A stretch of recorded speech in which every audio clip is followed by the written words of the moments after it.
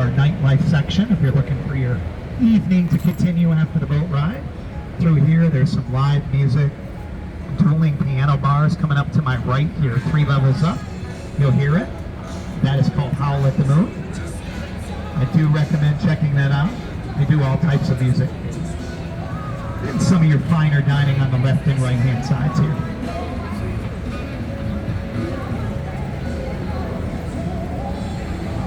As we go back underneath the Presa Street Bridge, this is a lot bigger than what we went under earlier by the Pisco Western Arts Museum. Coming up, you'll see 2 bars here on my left-hand side. In between them is a glass building. This glass building is your shortcut to get to the Alamo on the other side. The Hyatt Regency Hotel here on my left. You can go through its doors day or night, night or day, 24 hours a day, 7 days a week to get to the Alamo. The river runs through the lobby as well to my left. Now, last week, I haven't been in there since last week. The river was dried up because they were working on it. They drained it, cleaned it, and also were replacing some of the pumps. I don't know if it's got water in it today. Anybody on board celebrating anything special? Birthday, anniversary, divorce party? Anything going on? Oh, he almost raised his hand. Smart move. Well, if you are celebrating something, happy birthday, happy anniversary ahead of time from us here at Go Rio as we get ready to enter Restaurant Row. Coming up on my right-hand side, the Saltgrass Restaurant used to be called the Old Casino Club Building in the 1800s. We don't know if there was any gambling that went on in there per se, but this is where all the high society types of that era would come and hang out. Later on, the apartments above Saltgrass had some famous tenants living in them, the likes of Alex Haley, the author of Roots, and legendary actor Tommy Lee Jones lived there during the 70s while filming a movie here. Tommy Lee now currently resides in the Dominion here in San Antonio, which is our ritzier end of the city, where the likes of former Spur David Robinson lived, Sean Elliott of the Spurs, legendary wrestler Shawn Michaels from the WWE, and more. If you look to my left here, the Agave Bar on my left. The Agave Bar for you drinkers on board, that's home to the 60-ounce margarita.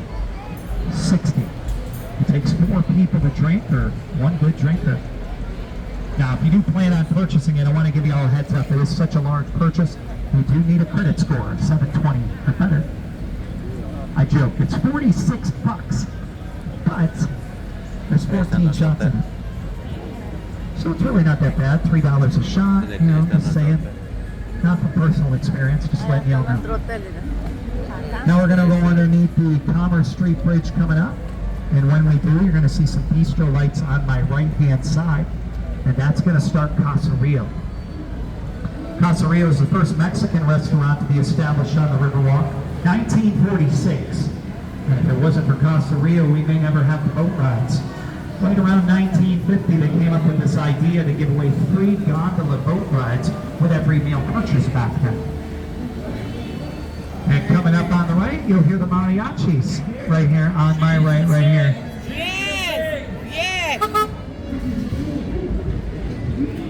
Right on that right-hand side. There they are.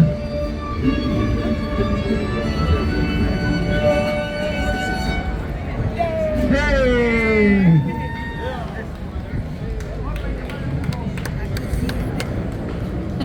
All right, guys, we're going to leave this portion of the river, which is what we call the natural portion. This has been here for thousands of years, and we're going to, thank you, and we're going to head into the man-made section.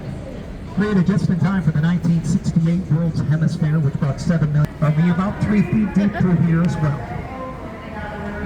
This will take you back to the Hemisphere Tower, which you'll see in a little bit, and all the events of the 68 World's Hemisphere as well. Some people be so tired of walking around